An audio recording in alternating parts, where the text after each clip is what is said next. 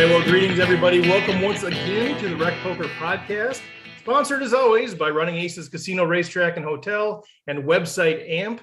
And in this chats edition of the podcast, we are going to talk with the one and only Jamie Kerstetter. She's a professional poker player. She's a poker commentator. She's a podcaster. She does a ton of different stuff, and we're going to dig into that and talk to her about all of that kind of stuff. But first, we're going to introduce the panel. My name is Steve Fredland. I go by Rec Poker Steve in the Poker Stars home game. And I have what I think is a very appropriate quote from Dennis Miller for tonight. He said, "There is nothing funny about dogs playing poker. There is nothing remotely cute about animals with gambling problems. If you look closely at those paintings, you can tell that most of the dogs are playing with money that they can't afford to lose.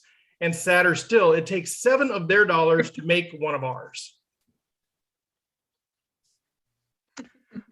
I don't know how to follow that one up, but I'm Chris Jones. I'm 5x5 on Poker Stars and Twitter, and I brought a quote, an oldie but a goodie from Isaac Asimov saying, "The saddest aspect of life right now is that science gathers knowledge faster than society gathers wisdom." Ooh, Jonesy. Chris, bring in the heat. Bring in the heat. Well, I'm Jim Reed, Bluffsterini in the home game, and you can find out about me and the rest of the wrecking crew here by going to rec.poker/crew. And all I know about poker is that sometimes it's about making the wrong play at the right time. And I am John Somsky, known as Poker Geek MN everywhere. And I have a quote from the late, great Stu Unger: "Fold and live to fold again." And I'm Rob Washam. I'm Radman50 everywhere. And I thought that was something that Tommy Angelo said. But that's something that Tommy Angelo does for sure, is fold so that he can fold again. Nice. Well, thanks, guys. So we're going to have the conversation with Jamie, and then just to tease it out, a few things we're going to touch on at the end of the show. We're going to talk about the road trip that we took down to Seminole Coconut Creek Casino. Jamie was there. We didn't even get a chance to meet down there, but we were both down there hanging out. A bunch of us Rec Poker peeps were down there, so we'll talk about that. We've got a partnership with the World Poker Tour that's coming up. We got something to announce on that deal. We'll share the winners of the Rec Poker weekly live tournaments, the winners of the online home games, and a bunch of other stuff. And you premium members who are in the chat, if you don't know, if you're a premium member, you can actually join us live in the podcast. You guys just have your stuff set to all attendees and panelists for your chats, and then we can all see whatever it is that you're commenting on. So with that, let's bring her in. Jamie Kerstetter, hello, and welcome to Rec Poker. Hello, thanks for having me. That first quote sounded like something Norman Chad would have said about the dogs playing poker. I could see him having a 5-minute rant about that. Is that kind of his thing? Does he like to rant on that? He'll pick one thing that seems a little off and just talk about it for I don't know, as long as people will listen to him.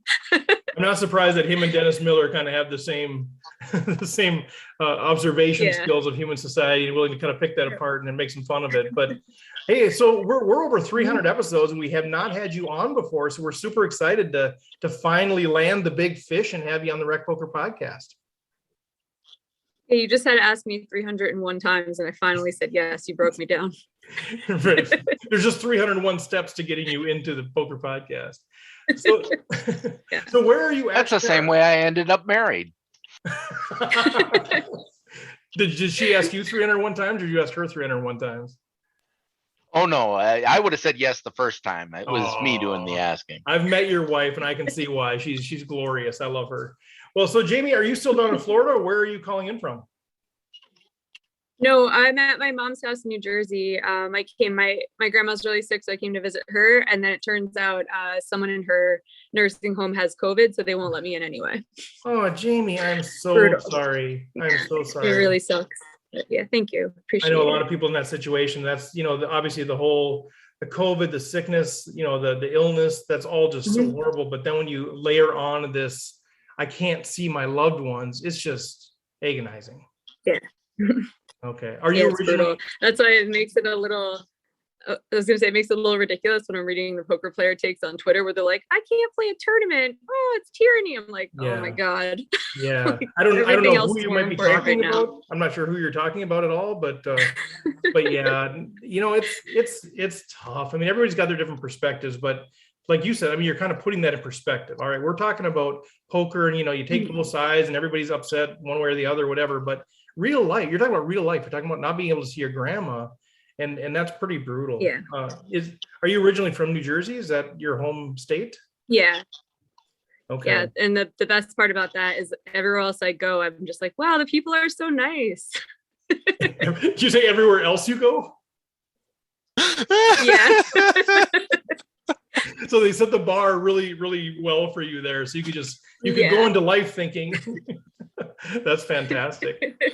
So tell us a little bit about your journey now. Where do you live now? Kind of how did you get away from New Jersey and all that? Like what's a little bit of your story? I know you've been interviewed, you've interviewed a lot of people, so we kind of know some of your story, but just, a lot of folks at the Rec Poker, we have an opportunity to introduce them to people in the poker industry that maybe they haven't heard of because they're not as plugged in as others. And so let's hear a little bit about your story and how'd you get to where you are today? Sure, I can give you the Cliffs Notes. I went to Rutgers for college. I played a little bit of poker while I was there, but I played soccer and I ran track, so I didn't have a ton of time. It wasn't until I went to law school that I got super addicted to poker. I played in a home game with a bunch of law students once a week that got really, really competitive, and like it's all we would talk about. It's like who won in the game that week or whatever. So I started to take it more seriously, and I would go to casinos on weekends and really got the bug. And then it wasn't until I was a lawyer when I realized, man, being a lawyer sucks, that I really started playing poker. So I started playing online a lot, got pretty good. I was like ranked pretty decently. And then I got laid off my first job. They laid off all the first and second year attorneys. And I was like, all right, I'll just play poker for a little while. And I have been like basically between jobs for 15 years or so. I quit. I briefly went back and then I quit that job after about 9 months. I just really loved poker and I wanted to play. So I spent 1.5 years in Rosarito, Mexico, when online poker got shut down in the US. Mm-hmm. And that's when I played the most and I grinded and studied the most. And I think that's where I realized like I wanted to do it full time forever. And just recently, maybe the last 3 or 4 years, I started to do other things as well. That's giving me more life balance, which includes podcasting and commentary. I did some ghostwriting. I used to write for Doug Polk's YouTube channels. I got to write a lot of jokes, things like that. But yeah, I live in Vegas now, but I'm kind of all over the place. And I recently took a job with Poker King, who's partnered with WPT, and I'm creative producer for them. So I get to do a lot of writing and a lot of building lineups for big cash games, working on a game show, working on a documentary. There's a ton of stuff we're doing for them. It's all creative stuff. So I'm very happy to be a part-time poker player now. I love that because when I think of you, I think of creativity. I think of fun. I think of creativity. I think of humor. And so, knowing that your backstory included being a lawyer. Now, no offense to lawyers out there. I'm a recovering actuary, so I understand what it's like to not be funny. But I always think of you as creative. So I always think that's an interesting dynamic that you got this legal background. But did you know? So you got into playing poker. You were good at it. You had some success. You enjoyed it. But then you went down this road of doing other creative sort of things. Do you feel like that creative element was just always in you waiting to be released, or did a trigger switch or something and all of a sudden you got in? Was it just an opportunity that emerged, or how did you make that transition, or how did the opportunities come to you? It wasn't really intentional. A lot of it had to do with Twitter, and I just used to go on Twitter and mess around. Like I would just write things I thought sounded funny, or I'd like reply to people like, oh, this is a good joke. I'll like throw a little jab in this direction or whatever. And it actually was from that. Like I just was on there a few years just messing around, and somebody actually, it was a troll for Doug Polk who needled him and said, your jokes suck. You need a writer. You should hire Jamie Kerstetter. And it was someone I didn't know. And I was like, oh, I read it and I was like, oh God, I'm gonna be like the subject of Doug's next video, because I thought he was gonna like be a jerk. And instead he DMs me and he's like, oh, what do you think? Do you want to write? And I was like, yeah. And so I started writing for him, got way into the YouTube streets, and had a lot of fun doing it. Not always, like I don't really like picking on people or like knocking people down. It was always fun when we were punching up instead. And I started writing for other people too. And pretty much that's when I realized that like, that's what actually makes me happy. It was like the creative side of the brain lighting up a little bit, and that I'm just not like, as much as I love poker, I'm not the person to buckle down and study Sims for 5 hours a day. Yeah. And there are a lot of people who do that now. And I feel like I'm so competitive that like wanting to be the best, but knowing that it's not in me to do it in this one thing. I was like, if I didn't find other things, in poker, I'd probably have moved on to something else by now. So it's like trying to be really good at something in poker outside of actually the game itself. Like I really enjoy commentary, I really enjoy podcasting, writing, all this stuff. It's like it kind of has kept me in poker longer, I think, because I don't think I could do the poker robot study thing that so many other people are so good at. Well, that's one of the things I wanted to ask you. I know my video for some reason I'm having all kinds of trouble. So if you're watching this on YouTube, it's not intentional. But if my video camera was on, you would see me like nodding this entire time because I just love what you're saying. I'm tracking with you so well. I'm really an active listener, and all you see is my stoic face there. But I'm curious, like, you've stayed in the poker path. Like clearly, you have the talent, you have the ambition, maybe you have all of these things that you could do something outside of poker. There's opportunities that abound outside of poker, yet you've kind of stuck with the poker track. So I'm kind of curious, is that just love for the game? Is it just you're known there and there's opportunities, or what's kind of keeping you there? And don't trust me, I'm not trying to get you to leave the poker industry. We need you there, but I'm just kind of curious. I was just going to ask, I was like, did my mom put you up to this? Is that what's happening now? You're like, did she ask her to do something else? It's not too late to still become a lawyer, Jamie. It really, some of this stuff happened by chance because there have been a couple opportunities that were so good that I pursued them. They just didn't work out. There was actually something I was writing for someone and they almost got a TV show and I would have been a writer and I would have had a sick job with that. It just didn't work out. Pitching in Hollywood, different shows is just a nightmare. Apparently I got to see a little bit of it. But it's okay because I'm like, I was like, I still love poker. I love the community. All my friends are here. I wasn't really trying to leave permanently. I still would have played poker at least part-time. So when it didn't work out, I was like, it's okay. Like I'll just go back to the drawing board. And then this new job with Poker King and partner with WPT, it's like there's so much opportunity that I'm actually kind of happy the other job didn't work out at this point. So I guess I just like go with the flow a lot. I'm like, I see a really good opportunity, I'll go after it. If it doesn't work out, I still really do enjoy poker. It's not like when I was a tax attorney and I was like, every day I thought about quitting. It doesn't feel like that. Like there's just some days I'm more inspired to play than other days. So it's like, if I was full-time poker, like there are definitely times that I was like dragging myself to the casino to go grind cash. And I'm like, oh no, this has now become a real job. You're not a real job. No, not a real job. Seriously. Well, so I kind of glossed over it when you first mentioned it, but I'm super excited about your new role with Poker King. But what should rec players, what should we know about Poker King? Like what should we be aware of? What should we be watching for? What should we be, connecting to so that we stay informed of what's going on? Like what should we expect and why should we be excited about this? All right, we have some stuff. I'm trying to think of the things I'm allowed to reveal and things I'm not allowed to reveal. So I'll just get in trouble. You can reveal anything. Yeah, just blurt it out. Just say it, Jamie. There's nobody listening, not even recording. Like you can just share whatever you want. Like this, nobody will hear this. So something I can tease something we're working on. We're doing a documentary on someone that everyone would like to hear about. So that'll probably come out in a year or so. It's been really, really cool to listen to. We have just gotten done with a cash game that we partner with WPT. We had a ladies 25-50 game with two chess influencers, Nemo and Alexandra Botez, who were kind of forming relationships with different influencers in different markets, trying to get new eyes on poker. So they're giving us the budget for that. I think it's so much fun. It's just so much fun watching new people enjoy poker. And I feel like it like invigorates the game a lot when it's just not a bunch of like has-beens sitting around, you get new people who are like, oh my God, they win a pot and they're like sweating. Yeah, it's great. We have more of that. So we've had 2 days of 200, 400 normally. Also, a lot of those guys want to come back. I heard from a bunch of people who watched that they wanted to play some of it. So we're going to just keep running games like that. But we also have one super high stakes one that we're planning in the far future. That's pretty much all I can say about it, but it's going to be huge and we're putting a lot of money into it and a lot of time into it. And it should just be really, really good. So that's all we have on the horizon. I have a game show idea that I think they're going to let me make. That would be like in the far future, but that's what I'm super excited about.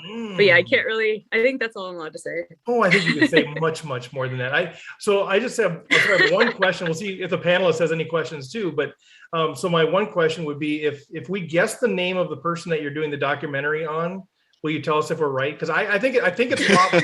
No, don't do this to me.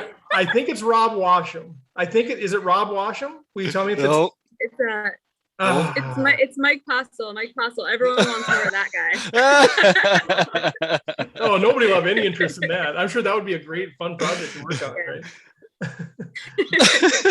Jim, did you have something? Yeah, I had one question. So a lot of people are talking about sort of a bit of a controversial subject right now. I know where I stand on it, but I wonder if you could weigh in, Jamie.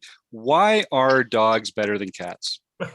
That's not controversial. Oh my God. This is so messed up. My cat is over here just watching me. I like them all, so I can't. I'm really middle of the road. I would be like, whatever. I'm like a centrist on this topic. I'll take any of them. Why do we have to choose? That's the real question. Yeah, that's a good point. That's a good point. I am personally allergic to cats, so it's nothing personal. Nothing personal, but dogs rule and cats rule, and that's all there is to it. Yeah. Jim's got a real scarcity mentality. It's one or the other. It can't be both. Yeah, that's right. Well, kind of along that line, so sorry if I'm jumping on your toes, Jim, but I'm kind of curious. Yeah, tell the world a little bit about your involvement with dogs, and those who know you know that you're doing a lot of things for animals and that sort of thing. But for people that maybe aren't familiar with that work that you're doing, let people know what you're doing and how they can connect with that. Sure. Pretty much anytime that I donate any money, it's to Sergeant Pepper's Friends. They're a rescue in Aruba where they pair animals with vacationers. So the vacationers will take a rescue dog home to wherever location someone's looking for a dog. So like if you say, hey, I'm going to Aruba, I'm from Vegas, I'll be returning to Vegas. If someone in Vegas wants one of these Aruba dogs, they can just like put in their order online and you ship it back to them. So it's like super creative. It's a way to take puppies and stuff from a place that's super overpopulated where they just euthanize them. And now they're delivering them to us. So that's kind of cool. But I've raised a bunch of money for ASPCA. I ran the New York Marathon, and poker players donated way too much money to it. Like I was thinking people would give like $20. I had several people give 500, 1,000, whatever. It came out to like $6,500 or something. So that was cool. But yeah, I just broke up out of a 7-year relationship and I let him keep the dogs. So I need new dogs. I can't, I'm either going to kidnap them and get arrested, or I'm going to have to adopt some more dogs. So if anyone has a spare pit bull lying around, just let me know. You've seen this crew, and we have some premium members in the chat. I know, Kim Petvet, Kilroy. Maybe she knows some people that could maybe arrange to get these animals kidnapped back, and we can edit this part out if that becomes something you'd like us to take the lead on. Yeah, for sure. Well, thanks for your work on that. And I think that's one of the things that's people don't realize. At least for me, I mean, I was late to the game. I didn't start playing poker until my 40s. And made my mom really nervous, because it's a bunch of degenerates and that sort of thing. But people don't realize how generous the poker community is. I know I've led I think 8 charity tournaments that we've hosted, and people are just so generous. And we helped we worked with Lynn Gilmartin on sort of raising money for the Australian wildfires. People stepped up and donated there. I know with KL Clayton in the van, we had some donations coming in, including Jim doing some coaching. And so, I think that's a story that needs to be told more about the generosity of the poker community. Yes, it's one of those times where it's like really good that we've completely lost the idea of how much money is worth. Because everything else, like I have a funny story where I was talking to one of my friends who asked, he's like, man, NFL Red Zone is so awesome. Like, how much does it cost? Because he wasn't looking at the bill. I was like, I don't know, like 5 or something. He's like, 500 a month. That's pretty good. I was like, what? But seriously, like the higher stakes people play, they don't know how much stuff costs. And if you don't know how much stuff costs, then you're wasting money all over the place. You may as well donate it to some dogs once in a while. Yeah. And they do. Like the charity events are always amazing. I think poker players in general are pretty charitable. I think maybe because we feel this like pressure to do good, because in your own job, it's a zero-sum game. You take money from people and it doesn't feel great. So I feel like when they have an opportunity to give back, they generally take it.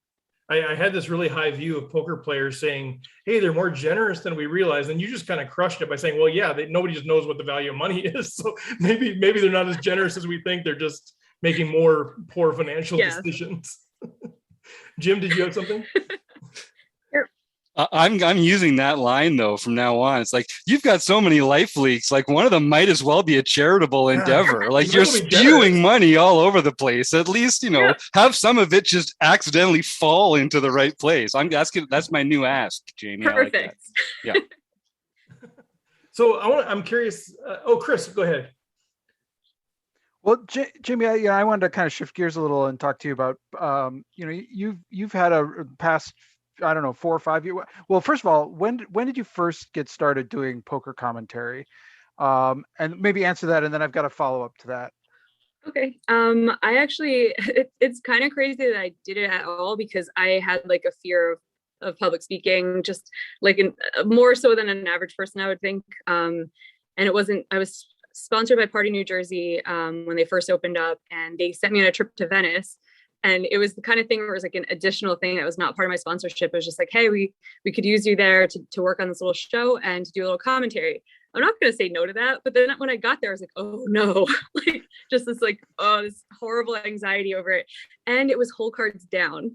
And it was with a partner, Jesse May, who turned out to be awesome, but I didn't know him at the time. I'm like, oh, this is going to be terrible. And it was like elite pros, like Sam Trickett, and just really good players where I'm like, how am I going to comment on what they're doing? Like, this is such a joke. It's going to be so bad.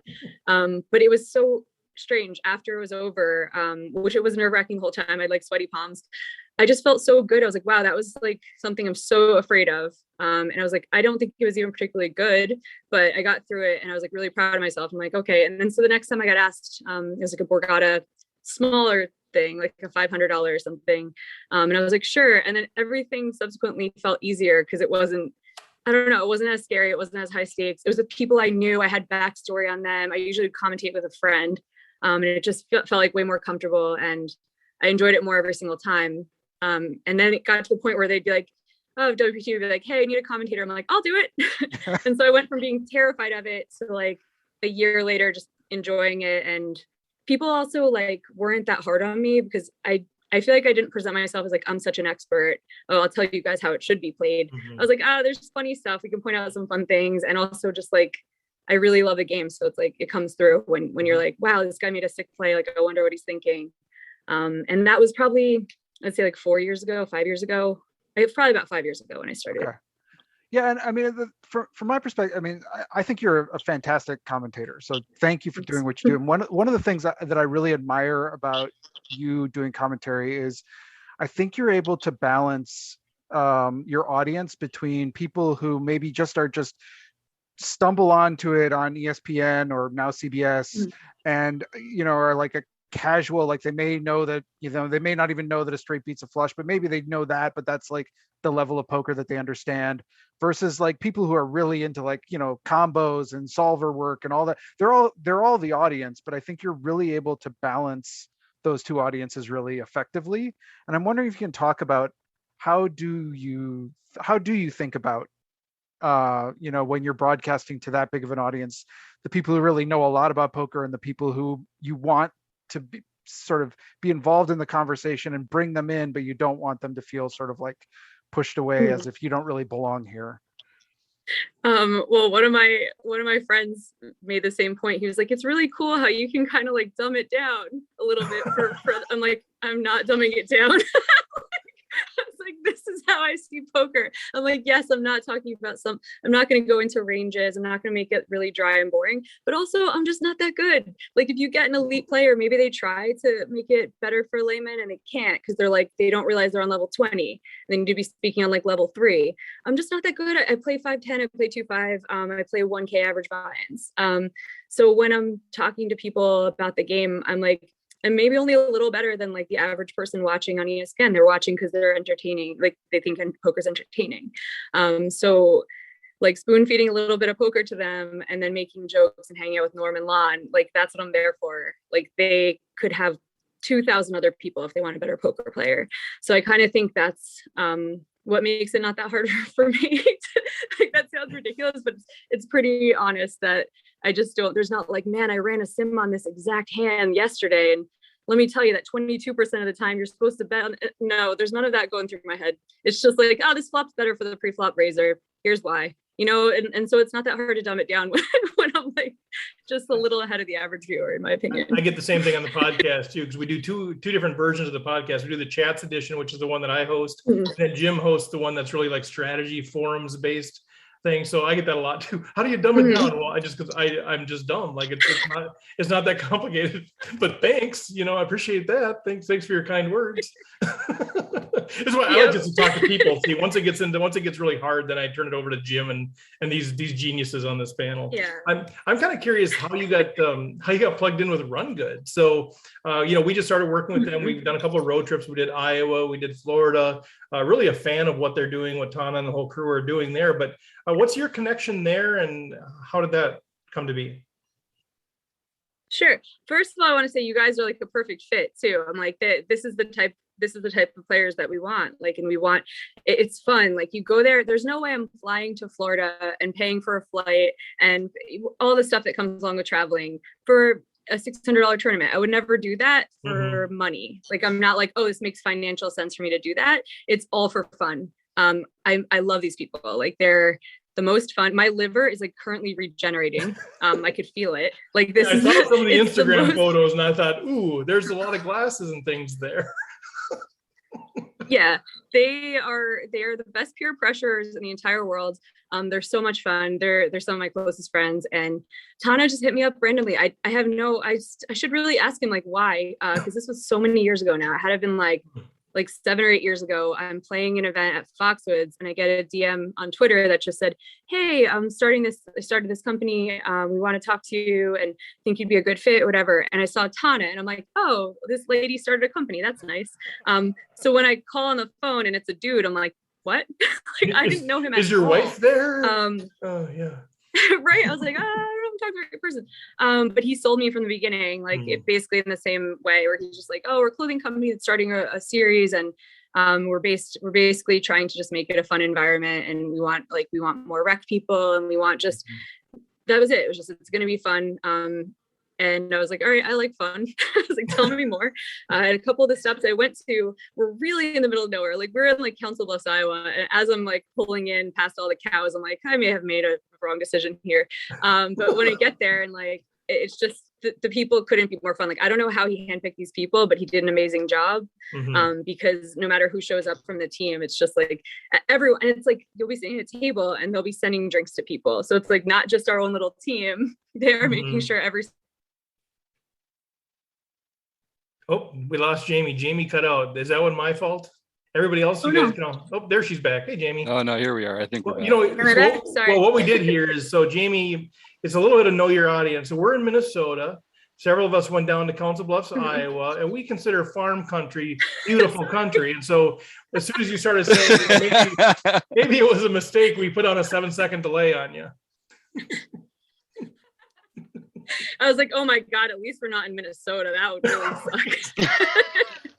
We're going to do our series in the middle of January. We're going to have Run Good come to Minnesota in January, and they're going to require you to be an ambassador to that thing. Mr. Somsky. They just added, so this. Go ahead. The stuff they just added were Coconut Creek, Florida, and San Diego, Hummel's Casino in San Diego. They're now starting to like get into like places where I can tell friends to go. The rest of them, I was like, listen, these are people who like go to France for tournaments and stuff. And I'm like, are you sure you don't want to go to Council Bluffs, Iowa? Like, this is a really good event. It's hard to sell it, but when it's like San Diego and Coconut Creek, Florida, it's a little bit easier now. Well, it's part of your sales package. Next time, just make sure you tell them, well, Rec Poker is going to be there at Council Bluffs, Iowa. Yes. And then they'll be like, wow, then we're going to go for sure. But no, some of the locations they got set up are pretty sweet, pretty juicy. Mr. Somsky, what do you have? Well, I was just going to say, I've been following your career for a long time, particularly your Twitter. Your Twitter is awesome. It is one of the funniest poker Twitters out there. And back since the Grindette days. And it's just been really fun. I remember one of the times I was following or appreciated you the most was when you were sweating Minnesota Molly. She was playing at one of the WSOP events, and you had the best tweets about keeping us up to date on how she was doing. So that was fun. Mm-hmm. Oh no, that was great. I'm a very good railbird. I have a housemate now, Lisa Pickell, and ever since I moved in with her, we study a lot together. We'll get up in the morning and study. But she has chopped the tournament for 27K and then won like 5K the next day. And I'm just I'm just at her rail. I sound like I drink a lot on this pod. I do not, but lately, like someone saved me, intervention time. No, I'm just sitting, I'm on her rail with a drink till like 2 a.m. I've been doing a lot more railing final tables than making final tables lately, but yeah, I'm happy to live tweet it whenever it comes up. Isn't that so fun? I do love railing too. I mean, one of the things that I find though is I feel like I'm under more pressure as a rail person than the person playing. Like they seem just cool, calm, and collected. I'm like, oh my God, what do they have here? What do they have here? You know, I'm sweating. Like, well, so what is it about railing somebody that you just love so much? Is it just supporting a friend, or is there another dynamic at play there? I think it's just like that I don't have to make any decisions, and that's kind of cool. Also, it's just nice. Like you see how hard people work. It's really nice when they start to get rewarded. And you know, in poker, that could take years. You could see someone work hard for multiple years without any real sweats. So then when they're making a final table, it's just so much fun. I love being there. And I've had like the times I've had good runs, like I have my friends all there, and they're happy to take a tournament off and watch me. So, you know, it's nice to return the favor. That's so cool. So in the chat, Kim Kilroy asked about Montreal, Canada. Have you been up there? Have you played up there? Do you have any plans to get up there? Can you influence Run Good or whoever to get up there? We're gonna make Run Good international now. I'll let Tana know if we decided that this is now an international tour. I've been to Montreal only for fun. It was great. I haven't actually been there. Everyone says Playground Poker Club is like the best. I haven't been there yet. Now that I'm in Vegas, it's like harder to justify making that long of a journey. I really should have gone when I was East Coast, but yeah, I've played at Playground. It is a fantastic spot. I'm actually making a trip out there in September just to kind of shake off some of the rust and get ready for when WSOP time comes around. It's gonna be great. Yeah, if you didn't pick up on that, Jim's going to make the trip out there. He's a Canadian. Right out. Yeah. I'll be right over there. Oh yeah. He puts all these weird U's in all these different words. It's very weird. It's something's really everywhere. So many U's. They're all over the place. So I want to chat a little bit about, if you don't mind, I'm kind of curious your take on this, just because I like how you think about different things, and we're getting different perspectives on this. But the WSOP requiring vaccination, it's sort of the hot topic there. Just kind of curious, where do you come down on that, or what sort of insight can you give us from your perspective? Okay. Well, unlike every other poker player on Twitter, I'm not a doctor. So wait, what? I only have my opinion. I thought a lawyer doctor saying what? Okay. So you don't have I'm a juris doctor, I feel like. So you don't have the I thought everyone on Twitter was a doctor. Isn't everyone on Twitter a doctor today? I do like that caveat though. I do like the caveat. So my opinion's kind of worthless. Like I read, I stay informed. I am really tired of reading conspiracy theories and everything. The ones that make it, there needs to be, 1,000 people in on a big secret, which like people know no one keeps secrets. So like I don't know. I'm getting tired of reading people I really, really like are going off the deep end, and I'm hoping that they don't go too far off the deep end to come back. Something I really don't like about poker Twitter is once someone is like on the outs, everyone just piles on. So someone will give an unpopular opinion, and then 100 people have to tell this person that they're an idiot and they're crazy and all this stuff. And I'm like, it's like, it gets a little bit excessive, which is why I like kind of stay out of it. I am very happy they are making people be vaccinated or show vaccination. I think in a perfect world, they would let people show that they have antigens or whatever, that they've had COVID.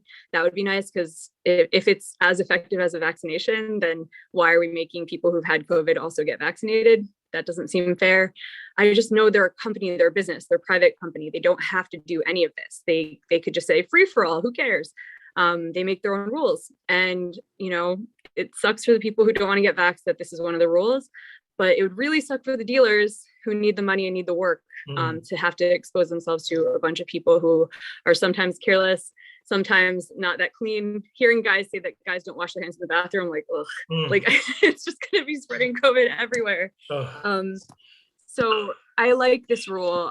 I'm sorry for people who don't like this rule. I have a lot of friends who don't like this rule. And I do feel bad for them. Like, I don't know if this is best. Nobody, just listen to doctors, and it's WSOP trying to make the best out of the situation.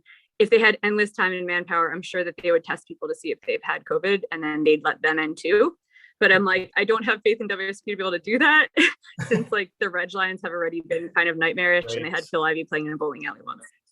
Well, I love, I mean, just the way that you even said that. I mean, you obviously you took a stand, but you say it in a way that's respectful. It's not divisive unless people are looking for it to be divisive. And I think that's the hardest part over the last couple of years is just how much divisiveness, not just in the poker community, but obviously globally and in all of our society, just how much divisiveness this has caused, for that. And it's so hard because if people, if you just dig into one side or the other, you end up hating other people versus just sort of debating the issue. And pretty soon, is that something that we can recover from? And I think it takes an intentional effort to try to rebuild that. And it's just such an unfortunate thing when something this controversial comes up.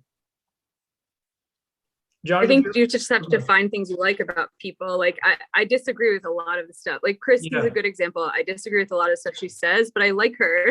Like I was like, we could go have a drink. We could go like for a run. We could go play poker together. And she actually played in the Poker King WPT game, and we had to have a compromise. A lot of the players didn't want to wear masks. To be honest, didn't really want to make a show where players were wearing masks. It sucks. I'd rather just not have a show and wait for it to be over. So we ended up COVID testing everyone in the morning. They took 2 tests of these home tests that were 85% each effective, and players were happy with that. Chrissy wanted to use a different cotton swab. I'm like, completely fine. It doesn't mess with the results at all. Like there's so much information out there. Like I can see people going down a rabbit hole of being afraid of a thing. YouTube recommends another thing to be afraid of. You've now watched 100 YouTube videos where you're now confirmed the thing you're afraid of is definitely happening. I think that's happening to a lot of people on both sides. I just don't think you have to hate someone for like, even if you think their views are ridiculous on one topic, it doesn't mean they're like a shit person in general. And I think that's how we come back from that. Just like still interact with the people that don't agree with you and try to respect them. And I fall short sometimes. Sometimes all I want to do is make fun of them. Like sometimes I think of great jokes. So I'm just like, I'm going to get this person. But just trying your best at least to not fall down that trap of like only talking to people who agree with you and saying screw the rest. Yeah, I think, the ability to hold two things at the same time. We can hold, I like this person and I disagree with them. It's okay to hold both of those things at the same time. But I do think there's, a lot of people that it's sort of one or the other, right? You're either, I can't like you if you believe this. And so I think that's wisdom from Jamie, just if you want to have a life where you feel united, where you don't, live this life of bitterness and hatred and division.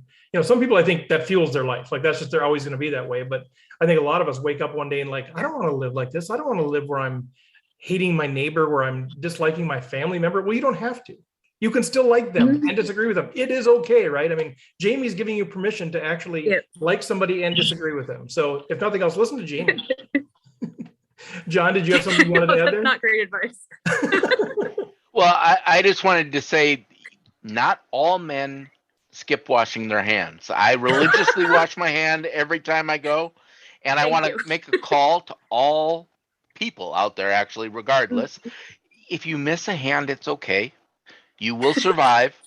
You can wash your hands and take your time, get back to the table. That's all I wanted to say. Yeah, John, just don't miss a hand between those two hands. Watching. Yeah, no, that's not the hand. If you miss a hand. I thought John was saying just wash one hand. And I was like trying to figure out how that's done. So if you miss a hand, you're talking a hand of poker. Well, Jamie, I mean, okay, time flies by. Every time we do these guests, time flies by, and I want to respect your time. But like, what else do we need to know? So, Rec Poker Nation is out here. A lot of us are familiar with your work. A lot of folks are being introduced to you for the first time. And what do you want them to know, either about you or the poker industry, or what you're involved with, how to connect with you? Kind of, what else would you tell Rec Poker Nation? Wow. That's really, I wish I had like 20 things. I'm like, I can't decide which to choose from, but now I feel really boring because I'm like, oh no. I don't know. That's enough. They don't do everything. Yeah, no. Well, she's a host of the Rake. Okay, so what is your, what's that? Let's just go through, the Twitter handle, and then Poker King. How is there some, is there a Twitter feed? Is there an Instagram? Like, how do people connect with Poker King? How do they connect? Yeah, if you follow Poker King Media on Twitter, we're basically like revamping their whole YouTube. There's gonna be a lot of stuff coming out for Poker King and for WPT on YouTube. We made that 25K heads up event that Phil Ivey won in Cabo, and there'll be like 20 episodes coming out from there. We got Lon McCarran on voiceover, which made me very happy. I really really enjoy him and Norman Chad and like to get them involved whenever possible. So that should be really cool. That's coming out soon. We'll have episodes of the cash games we just ran on YouTube as well. There's the full thing right now uncut. It was very enjoyable. I'll say, listen to the 200-400 game. The table talk was the most off the rails table talk I've ever heard. I was like, don't you guys have mothers? Like, it doesn't sound like they do. They were not worried about what they're saying. So yeah, that's pretty interesting. That was the WPT 200-400 that we just ran. I am host of the Rake for Run It Once. Yes. With Ben Wilanowski. We are very lazy. We were doing one a week and now we're doing like one a month maybe. So, you know, who knows where we're going with that. I enjoy it once in a while, but not quite as prolific at the podcasting as you guys are. Yeah, well, you know, this is the only way we have our friends is we have to podcast together. You know, that's the only way we can have fun. So it works. But it takes time, right? People don't realize. I just lived. Go ahead. I was gonna say I just lived an entire year on Zoom where literally my only friends were like people on Zoom. We were playing if you guys ever played Mafia, it's like Werewolf, the role-playing game with bluffing. We played, it used to be once a week. We would have a once a week game and it became so much fun and we played 5 days a week. Then we'd have pop-up games where we'd be like, hey guys, we have a game at 5 p.m. Does anyone around at 1 p.m.? Because we're gonna play that. I stopped playing online poker because I was playing online Mafia. But it's great. I was like, I actually feel there. Sammy G is someone, I love her. She's the real Sammy G on Twitter. She was at the Run Good event. Yeah. I didn't even know that I hadn't met her in real life. I had no idea. I had spent so much time with her talking on Discord and on different things that she's like, hey, it's fine. It's nice to finally meet you. And I'm like, good joke. And I'm like, holy shit. Like, I really have never met you. So that's kind of interesting that we have that from the last year. Like you actually make real connections, real friendships that count just as much as in real life ones. Yeah, and I just found out down there that as I was chatting with her that she was going to be an actuary, which is what I was. So I thought, oh, we got something in common. Then she's like, then I looked at it and I'm like, no. Like, okay. So she was not as excited about being an actuary as I was. But no, she's fantastic. Oh man, I've saved so many people from law school. Anyone who asks me, like, should I go to law school? I'm like, why would you do that? Are you really boring? Sorry to any lawyers who are listening. Okay, so what are you doing? Well, I've been asked a fair amount too because I'm a recovering actuary. I'm no longer an actuary, and it's one of those things people do ask me to, hey, can you come talk to our students? I'm like, you know, here's what I'm probably going to say. So I don't know if you actually want me to come. It is great for some people, but it's not for everybody, you know. And so if you're willing to let me share that message, yeah, I'll come talk. And they're kind of like, well, maybe we'll find somebody else to chat with these guys about it. So I've had to tone it down before. I've done some like corporate events, like networking events where I teach them a little bit of poker, and sometimes it'll be they'll be lawyers and they'll be like, oh, why'd you get out of law? And then I have to be like, I have to really tone this down and be like, just wasn't for me, you know. And I'm like, it's a great profession, I just didn't like it that much. And I was like, yeah, it's super hard because I'm like, I'm very, very honest, but like I'm blunt, so it's like hard for me to be like, okay, let's not shame an entire profession.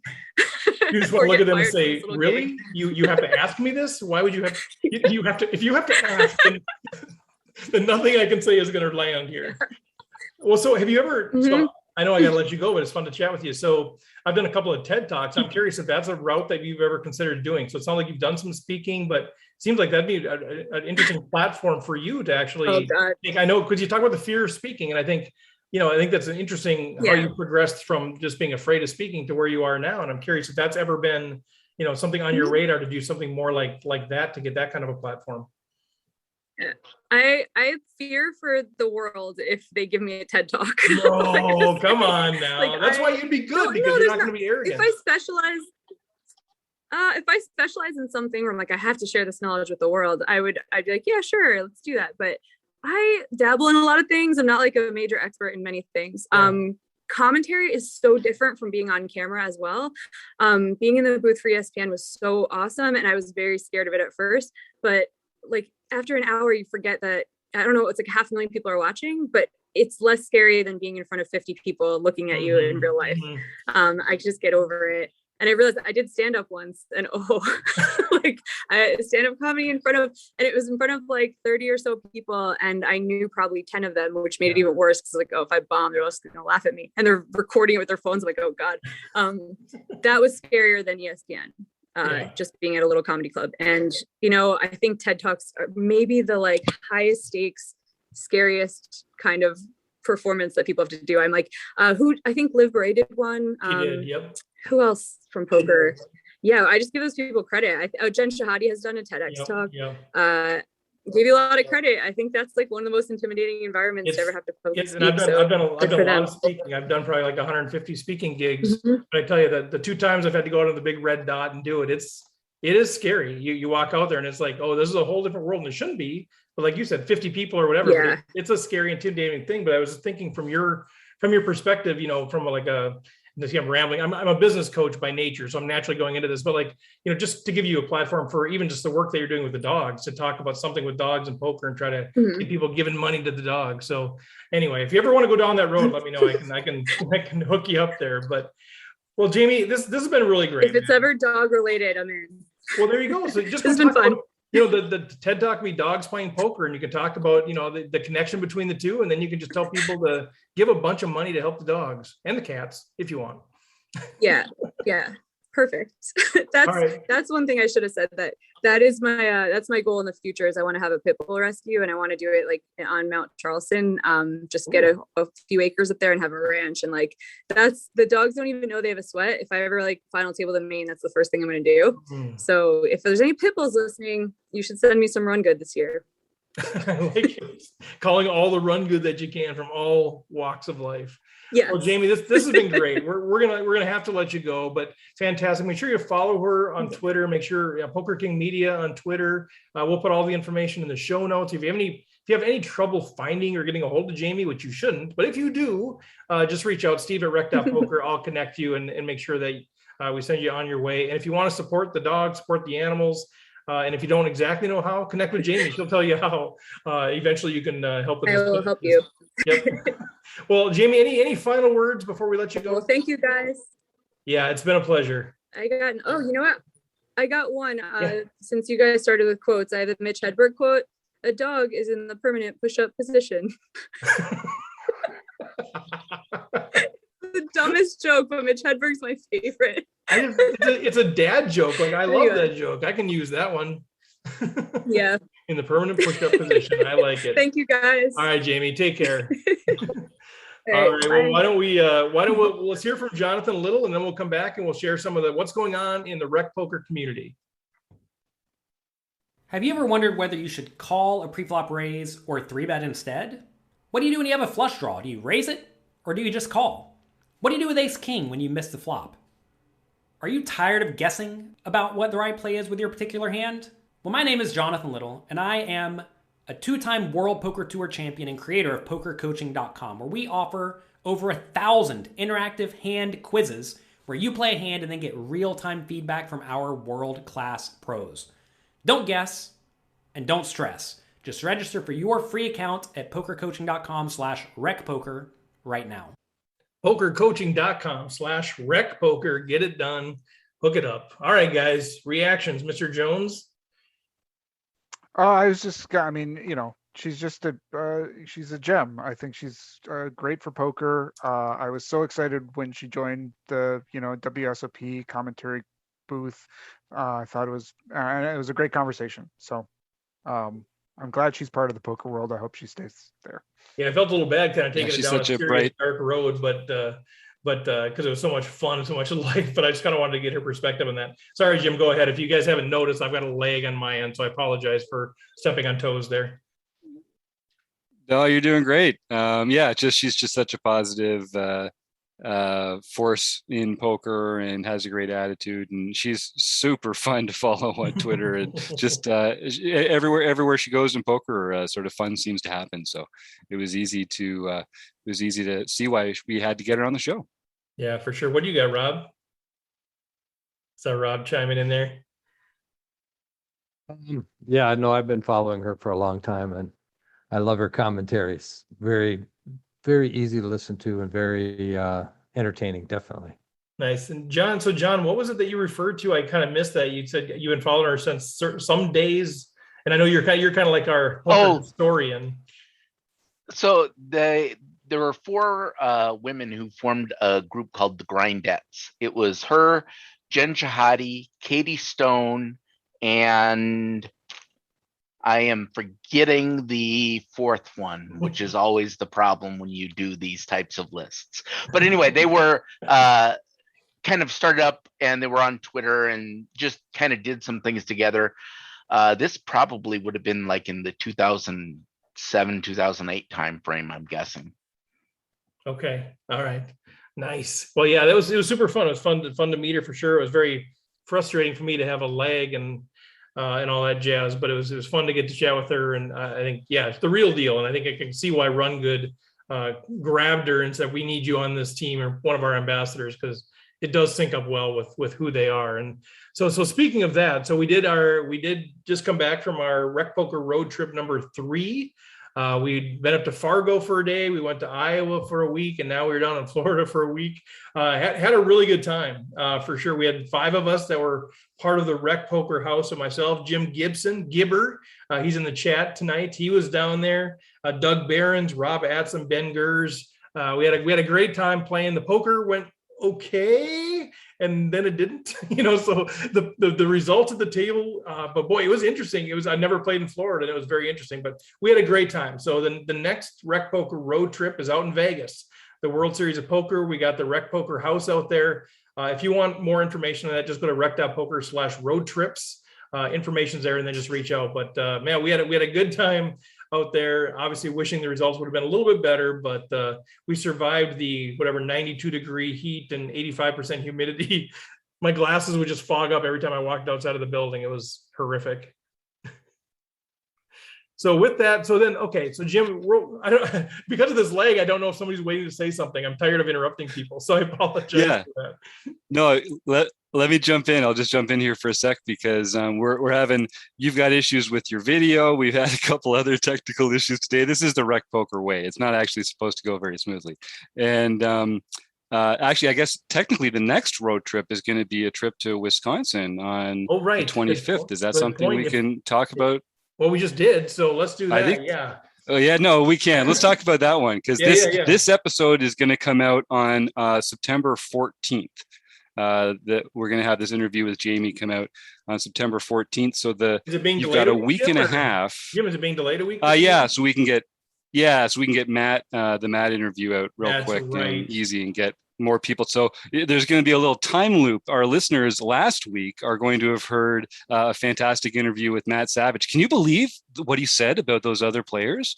I could not believe that he would go on the air with that, like on the record with that. But anyway, I'm really looking forward to the 25th, which is when we'll be in Wisconsin, or at least you will be. I'm not going to be in Wisconsin.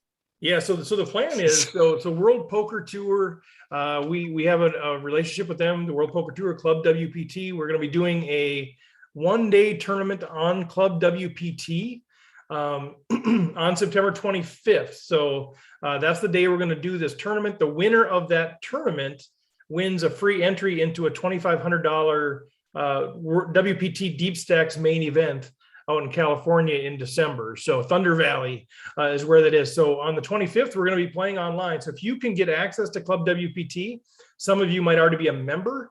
You just need a password to get into that tournament. If you're not a member, you can become a member. You can get a free membership to try it out, see what you think, get your free membership. Now, here's the one catch. All right. So you can't play in a couple of different states. One of those states being Minnesota. So I know not all of you are Minnesota, but a lot of us are. You can't play in Minnesota. However, if you have a Minnesota residence, you can still be eligible to win this prize. You can't win all the prizes in Club WPT, but you can play this tournament and you can win this prize. And so we're going to have all the information at rec.poker/WPT on how you can sign up for this thing, all the Q&A, all the details of that sort of thing.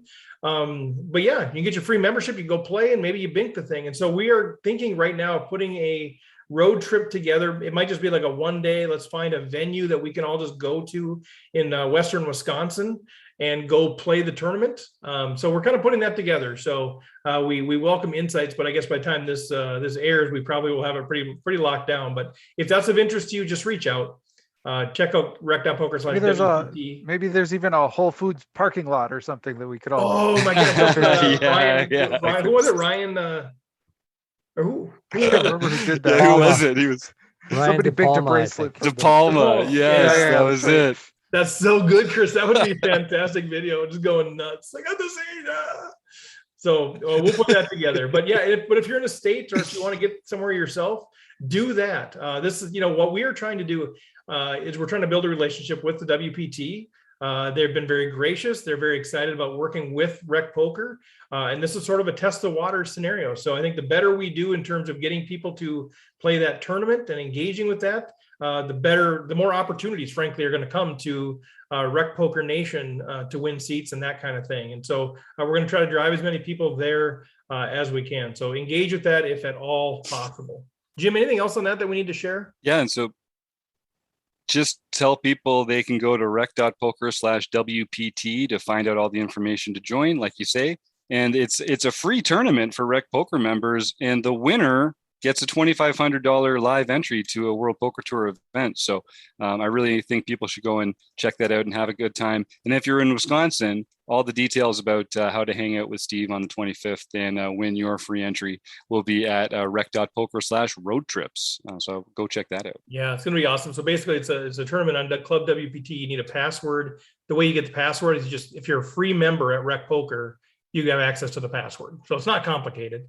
But that's sort of how they're doing it, because they really want to help Rec Poker build. They really believe in what we're standing for. They believe in this positive community, learning together. And so they're trying to contribute to that, because they know as we can build this group of recreational players and make create a great community where people feel welcome to grow, that they're going to play more, and they're going to play more WPT events, which is a lot of dream for a lot of us recreational players, is to sit down in that $2,500 buy-in and go toe to toe with some of these great players. So yeah, so watch for more details, but reach out if you have any questions on that at all. And yeah, Kim has just put a question in the comment section here. So yeah, you can join Club WPT for September. If you do sign up with the code Rec Poker, you can get a free 2-week trial and a bunch of extra tournament points to play in other tournaments as well. So when you hear this, by the time this episode comes out, you should go right now. Go to rec.poker/club WPT and use that 2-week free trial to sign up, and then you can play in the Rec Poker VIP online tournament for free. Yeah, That's 2 week, right. yeah, Hey, a 2-week trial. Yeah, Rob. Is there going to be a bounty on somebody in this tournament? Oh, right. That the one and only Somebody might Matt have said something. Savage. Yeah, Matt Savage is going to be playing in the event. And there is a bounty prize on him, and it is you should just take Matt Savage out of the tournament. You'll have some fun if you take Matt Savage out of the tournament. But yeah, and him and Taylor are going to be working together to figure out what we can do on Twitch for this event, and it's going to be a big deal. Yeah, they support it as well, so it should be pretty fun for sure. Yeah, so get the free membership, and if you're in a state that's eligible for prizes, for all the different prizes. You're gonna get enough free bonus points. They give you tournament points that you can then enter one of their $5,000 guaranteed Sunday tournaments to try to win that as well. So it's a pretty sweet deal. So check all of that out for sure. All right, so switching gears, one more thing that I wanted to cover quick before we get to the home games. Usually I just tease this stuff, so sorry, John, we're making you wait. But we've started now our Rec Poker weekly home game or weekly games at Running Aces. So the Tuesday morning tournament at Running Aces is 10 a.m., $140 buy-in. And so we had the first one, and again, these are one of the rare times our podcasts are out of sequence. But on August 24th, Joshua Robinson took down the inaugural Rec Poker weekly tournament at Running Aces. So congratulations to Joshua. And we got the information on the 10 players. We're putting together leaderboards. We're going to track that throughout the year. I don't know how we're ultimately going to do with it, but we are going to keep track of those points. We'll put them online and kind of declare who the Rec Poker Running Aces Player of the Year is for that tournament. So it'll be super fun to kind of track that and see how that goes. And I'm going to be able to play tomorrow. So we're recording this August 30th, and I'm excited. I'm going to jump in there on the 31st, my 30th wedding anniversary, and I'm going to play poker. It's going to be perfect. Congratulations, me. All right. So, Mr. Somsky, we better turn it over to somebody who's a little more respectful. Yeah, I'm not so sure about that. I was just wondering if, you were doing this because you didn't want to hit 31. Is that the reason for playing poker on your? Yeah, maybe. that might be part of it. I didn't get a chance to play at all last week down in Florida, so I'm scratching an itch here. Before we begin, though, I'm going to start by interrupting myself. And the fourth grindette is Katie Dozier. I had Nice. forgotten that, and I didn't want to leave people hanging in case they were trying to remember that themselves. All right, so back to our home games. We have just on a tear lately. On August 23rd, Keck Geek 65, Jacob What? Kiki got his 8th nightly victory for this year. That's just the nightly. And that's like 16 or something ridiculous like that, on his way to 20 for the year, which is his goal. Yeah, right. Crazy. Well, and this is his 17th lifetime nightly event. Amazing. Amazing. Then we have Hawsey 8. Hawsey. Name is private right now and didn't used to be, but just in case that's the way he wants it to be. Just it will remain private. He or she, right, John? Yeah. We don't. He or she, or maybe feline or canine. I don't know. Got his second, or her, or it, nightly victory of the year. Flying Bricks, Sarah Hansen got her 6th nightly victory for the year, 12th lifetime. Wow, that's a lot. Poker Geek MN. Woo! Oh, John muted himself. I muted him with my oh, it was you muted him. You muted him. Sorry, of course John, I have to be we must have muted. a technical issue there. Sorry, what? Yeah, sorry, John. Bunch of audio issues tonight. I don't know what you guys have against Steve Krebs. Elvis 76 No. got his 4th nightly victory to of the August year. 26th. Go back to August 26th. Yeah. Oh, on that one, Poker Geek MN got his 2nd victory of the year. Yeah. Or 2nd nightly. There you go. August 28th, Trey 371, Thomas Pena got, or Pena, I don't know if it got his 4th nightly victory for the year. And then coming back just a couple of days later, we have Elvis 76 again. Steve Krebs got his 2nd mixed victory for the year. I'm going to interrupt you there, John. So I got a chance. This is what I love about the road trip. So I actually met Steve up when we went up to Fargo for the day. He ended up sitting right on my direct right, and he had his Elvis 76 hat on. I'm like, no way, you're. So it's fun to meet. So go on these road trips, man. You put names and faces and meet all these people that are playing in the home That's the games, best seat in the house.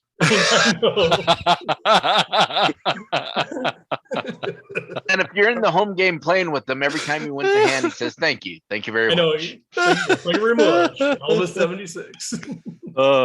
Yep. He's on a heater. Good for you. Yeah. Then on to international events. Oh yes, here we go. Kabulos. I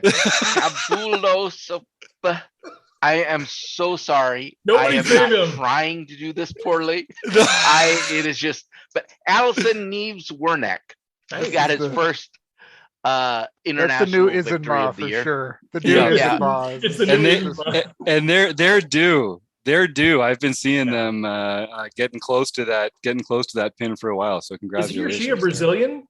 Is that who I'm thinking? Yes. I think yes. That's the person I'm thinking of too. Yes. That's awesome. Well, best wishes to you. Much luck. Keep up. Keep winning. Yes. Yeah, keep winning. Keep we making like John this. struggle. Yeah. Chris just likes it when I fumble all over my words, and All the it run doesn't good take to much. Kabulos. Plus, I like the international winners winning on Saturday. That's like Yeah. that's what it's all about on those Saturday tournaments. Exactly. Then we have Lucky Axe, Axel Haw, got Yeah. his first international victory. Then Aces 54-320, Kathy Mhm. Chang won There the you go. LPP event. So she should contact Jim at rec.poker for her free month at Learn Pro Poker. Yeah, Kathy has already reached out over DM in the site. That's how excited she is to get started at Learn Pro Poker. Way to go, Kathy. Congratulations. And I think we are going to get a chance to meet down there in Vegas. Oh, sweet. The dates are lining up. I can't wait to meet some of these I Rec Poker know. people when we get down to Vegas, because I didn't get down there for Rec Poker Day Yeah. at Running Aces, and with the whole border thing, like there are a lot of people that I'm really looking forward to meeting in person. Yeah, it'll be interesting to see if you are actually 3-dimensional or not. Yeah. Well, and for those of you guys that are listening out there, we do have some room in the Rec Poker House. If you're interested in staying with us, reach out. But even if you're not interested in staying with us, we're going to have some gatherings at the house. So just connect with me. I'll put you on a list of people to reach out to, because, we want to have a few breakfasts at the house. We maybe have a day where, I don't play and I just grill for whoever wants to come over. I don't know. But we want to have some gatherings at the house there. So just to meet people, I think it's going to be so much fun. Or we'll just meet at the final table of the main event or something. But Kathy, and when Steve says there's room to stay with us in the house, he means like we've got rooms and there's a pool table and a pool, and it's going to be a lot of fun. So it's going to be a lot of fun. Come join us. I know Kathy has a couple of goals here in the Rec Poker home games. One of the goals is she wants to be the female player of the year, and the other goal is she wants to be the mixed games player of the year. So I love that she's got these big goals that she's going after. So I love that. John? Yeah, for the mixed game player of the year, she has some pretty stiff competition, and I wish some of that was me. But, it is. You're like top 3, aren't you? I'm in the top 5, I think, but I don't know. Anyway, one last thing, we do have our second heads up event of the year coming up on September 18th. That is, I believe, the week you hear this. Yeah. The week you hear this, it'll be the that Saturday. That one we're playing. So, nice. Looking forward to that. Great work as always, Mr. Somsky. Mr. Jones, anything going on the seminar front? He's Somsky. Get my unmuted. I did for just a second. While I was getting the slide pulled up. Anyway, whatever. We just finished up our September seminar. I thought it was a really good one. We had some good hands that came out of it, and it was about that stage of the tournament. Once you get past the money bubble, you're a little bit past that. You're deeper in. You're about 3 or 4 tables left, but you're trying to make a final table. And so that was a great September session. In October, we're going to really focus in on a final table. So we've been doing these sort of progressive, at least until we reach this point on a final table. And then after October, we'll kind of figure out whether we try to do some more like scenario-based thing, or we just start the cycle over again. We'll have a little conversation about that. But I'm really excited. I think final tables are fascinating. The ICM factors you could talk about them for days and days. So it'll be really interesting to see how people react to that, and it'll be fun. So you can always sign up to be part of these seminars on the forums. So if you want to be part of one of these sort of simulated final table participants, get your name in there and we'll have a good time. Hey, Chris, I have a question for you. So I'm going to put you on the spot here a little bit. And I know, you've been putting these seminars together now for a couple of years. You're investing so much, you're sharing all of your wisdom, and you're also pulling a lot of wisdom from other places and kind of sharing it with everybody. How about for you? What is there anything standing out for you as far as what you've learned or what you've taken away just from the process of doing this and teaching it and pulling it all together? Is there anything that kind of, I know I'm putting you on the spot here, but that kind of stands out as like, oh, that's been a really helpful thing for me? I mean, for sure, there's been lots of things that I've taken away from listening to others, watching others play, just thinking about my own game. The month we did a whole where we looked at database reviews, and we were looking at positions and approaches to 3-betting and approaches to check raising, and I was basically just digging through my own hand database to try to find some examples to show people, and I just by doing that I found three or four things that I was like, oh my God, what are you doing? And so that there's just that's been it really, when you have to like sort of like look at these spots and like try to teach it a bit, it can help. Yeah, so I've learned a lot about, I think, some 3-betting frequencies. I've learned a lot about bet sizing is something that I'm increasingly more fascinated with, and I think there've been some interesting conversations we've had about when do we bet big, when do we bet small, why do we do those different things at different spots. So yeah, there's been a lot for me. Sweet. Because I was, I knew you were a genius going into this thing, so I didn't know if you reached a new level of genius or if you're just kind of sharing your wisdom. So, I mean, I'm excited for you that you're getting better. I'm not really excited for me when I play against you, but I've already was. Yeah, well, I should show you I can show you those database things that I found, and you'd be like, oh, I feel like I'm on the JB Kerstetter circle or site of poker where everyone thinks I'm smarter than I am, I guess. I don't know, whatever she said. If I look at your charts and just kind of hold them the right way up to the light, it spells donkey or something. Yeah, pretty much. Well, Mr. Washington, what's going on in the book study world, man? Speaking of dumbed down material, the Michael Acevedo book. Yeah, it's pretty simple, basic stuff here that we're going through. Yeah, we're by the time you hear this, we'll have already had our session, because we have a session on the 1st, and that session we'll have finished chapter 7, which is MTT equilibrium strategies playing first in. And depending on how quick that goes, we might be able to get into MTT equilibrium strategies defense. So what do you do when somebody raises in front of you? And that's the next section, and that's chapter 8, and that's where we're going to be for sure finishing that chapter it would be on the 15th then for our second one. Sweet. That's awesome, dude. So twice a month, man. And if you're a premium member, you can participate in those things. You can also go back and watch all the videos. Oh, okay. Sorry. What's that? Yeah, if you have missed them, you can go back and watch previous sessions by going on to Rec Poker in the archives, and you'll see all the book studies. Join the book study group. You'll get involved. We can have some discussion there back and forth if you need to. And all of the slides that we put together are available also on the group. Nice. Fantastic stuff. Well, anything else, guys, that we need to share? I know we went a little bit long, but that's when I'm involved, it tends to be that way. But what else do we need to share with Rec Poker Nation, Jim? I guess we've got one more thing we should circle about September 18th. So there's the heads up match that John's running that afternoon, but it's also going to be the first of a few study groups where we're joined by Sky Matsuhashi. So this will be we're working more closely with Sky and the Poker Forge. So every month now, we're going to release a longer premium training video from the Poker Forge that Sky picks out. And we're going to give our members a couple weeks to digest that material. There's going to be some action steps for people to take. You know how Sky likes to end everything with some steps for you to take.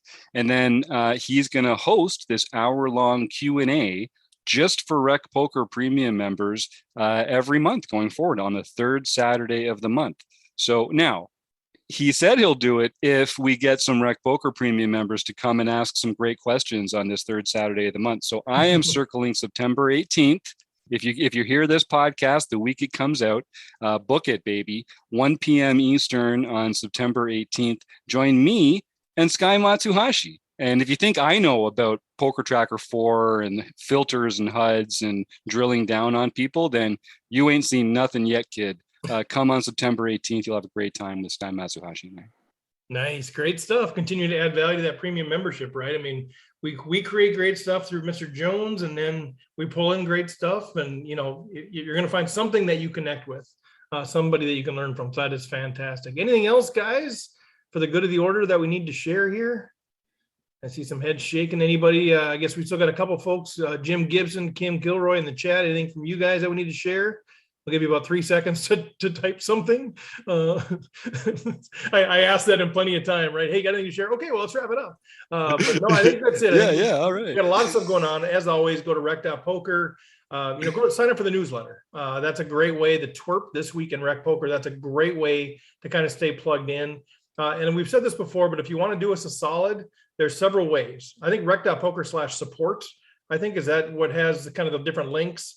I think the different things, but something as simple as subscribe to the YouTube channel, subscribe to the Twitch channel, rate and review the podcast. All that stuff is ways that you can support what we're doing that don't cost you a dime. And if you want to spend a dime or more, we have ways that you can support us doing that too, through premium membership and all kinds of other stuff. So just check all of that stuff out. But thanks to Jamie Kerstetter. Jim, you can roll right there. I know we don't have a video cue.